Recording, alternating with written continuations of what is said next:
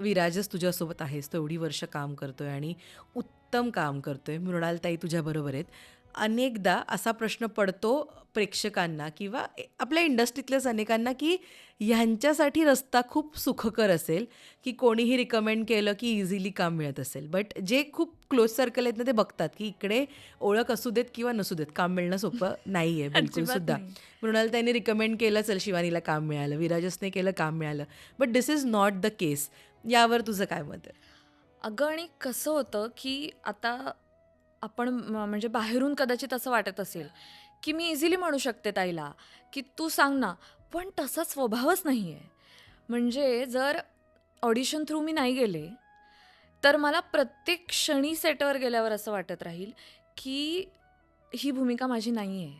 ही भूमिका कदाचित कुणीतरी ऑडिशन देऊन त्यामध्ये असू शकलं असतं. ती जागा मी घेतलेली. मी कोणाची तरी जागा घेतलेली आहे. आणि ते मला खरंच नाही करायचं किंवा विराजसलाही नाही करायचं आहे. इनफॅक्ट विराजस तसं करणारा नाही आहे म्हणूनच तो मला आवडला. जेव्हा आमचं जुळलं, आमची मैत्री झाली, तेव्हा ती ह्याच कारणामुळे झाली, की आपल्याला ईझी आहे का? तर आपल्याकडे फोन नंबर्स आहेत का लोकांचे, जे लोकं काम करतात? तर हो. ते लोकं आपल्याला प्रीमियर्सला भेटतात का? पार्टीजला भेटतात का? तर हो, येस. हे सुद्धा नसतं काही लोकांकडे. ह्याची एक तर जाणीव असणं गरजेचं आहे. कोणाकडे अप्रोच करायचं आहे हे सुद्धा माहीत असणं ही खूप मोठी गोष्ट आहे. आणि अप्रोच केल्यानंतर तुम्हाला जेव्हा काम मिळतं, तेव्हा त्याला 100% देणं सुद्धा गरजेचं आहे. मग तुम्ही असं म्हणून चालणार नाही, की तुमचा फिटनेस नाही आहे किंवा मी एवढेच तास काम करणार किंवा माझं काहीतरी आलं तर माझा आउट टाईम आहे, मी जाणार. हे असं तुम्ही नाही म्हणून चालत. ह्याची पण प्रिव्हिलेज आहे तर तुम्हाला जाणीव असली पाहिजे. आणि दुसरी गोष्ट तू रेकमेंडेशन्सचं जे म्हटलीस, तसं करायला खरंच नको वाटतं. म्हणजे त्यापेक्षा मी एखाद्या व्यक्तीला फोन करेन डायरेक्टली. मी म्हटलं तसं. किती मोठी व्यक्ती असू दे, मी फोन करेन आणि मी म्हणेन, की "ऐका ना, मी आधी ही कामं केलेली आहेत आणि मला तुमच्या फिल्मची ऑडिशन द्यायची आहे. तर मला प्लीज स्क्रिप्ट पाठवा."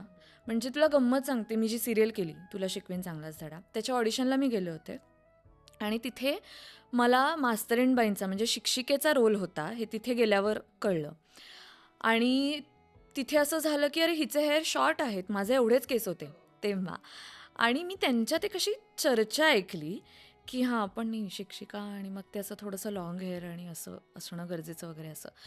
मग ठीक आहे, आता ऑडिशन तर झाली आहे, तर आली आहे तर घेऊया ऑडिशन, असं झालं.